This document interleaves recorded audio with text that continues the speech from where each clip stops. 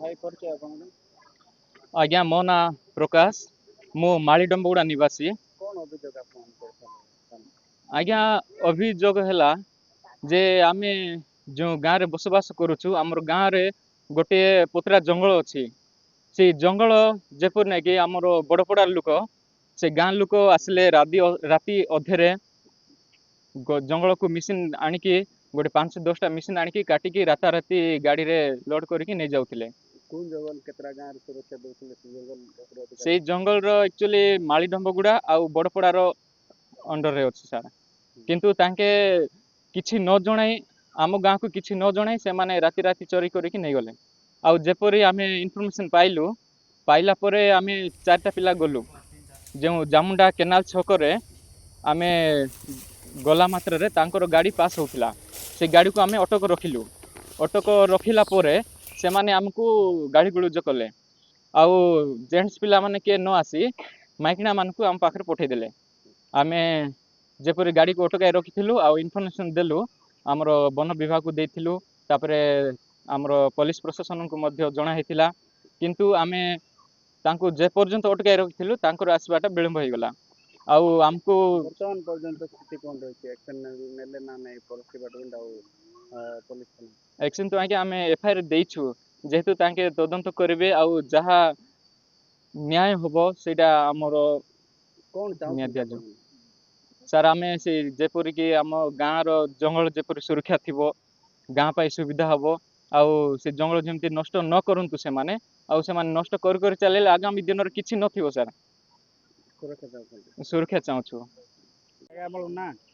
ହରିଗନ୍ଧି ଗାଁ ମାଳିଡମ୍ବଗୁଡ଼ା। କଣ ହେଇଛି ଆପଣ ମାନେ ଥାନାରେ ଅଭିଯୋଗ କରୁଛନ୍ତି? ଥାନାରେ ଅଭିଯୋଗ କରିବା କାରଣ ଆମର ଗୋଟେ ଜଙ୍ଗଲ ଗୋଟେ ଅଛି। ଏ 2ଟା ଗାଁର ଜଙ୍ଗଲ ସେଠି ଅଛି।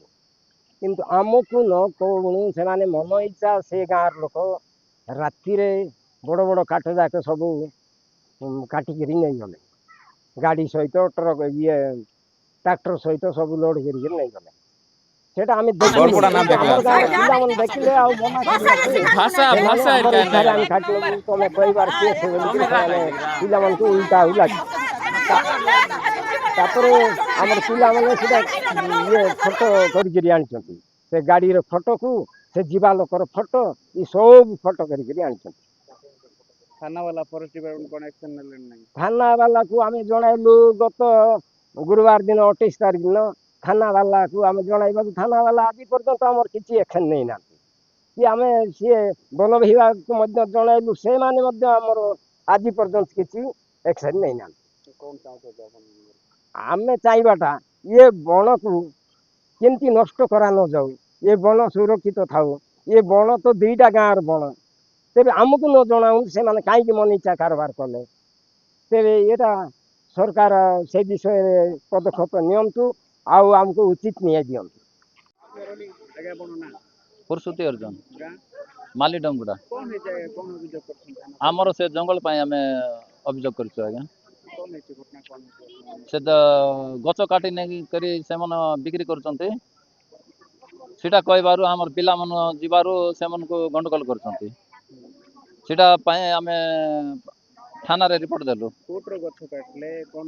ଆମର ସେ ପତ୍ରା ଜଙ୍ଗଲ ଆଜ୍ଞା। ପତ୍ର ଜଙ୍ଗଲ କାହାର ଅଣ୍ଡରରେ ଅଛି? ସେଟା 2ଟା ଗାଁର ଅଣ୍ଡରରେ ଅଛି ଆଜ୍ଞା। 2ଟା ଗାଁର ଅଣ୍ଡର ଅଛି। ତଦାରଖ କିଏ କରୁଥିଲା?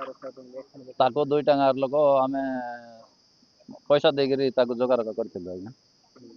ଥାନା ବାଲା ଅଭିଯୋଗ ଫରେଷ୍ଟ ଡିପାର୍ଟମେଣ୍ଟ କଣ କରିବ? ଥାନା ବାଲାକୁ କହିବାରୁ ତାଙ୍କେ ଆକ୍ସନ ନେଲେ ନାହିଁ। ଫରେଷ୍ଟ କହିବାରୁ ଆକ୍ସନ ନେଲେ ନାହିଁ। ସେଟା ପାଇଁ ଆମକୁ ନ୍ୟାୟ ଦରକାର। କଣ ଚାହୁଁଛନ୍ତି ଆପଣ? ଏବେ ଆମକୁ ନ୍ୟାୟ ଦରକାର ଆଜ୍ଞା। ନ୍ୟାୟ କଣ ଚାହୁଁଛନ୍ତି ଆପଣ? ନ୍ୟାୟ କେଉଁ ଆକାରରେ ଦେବା?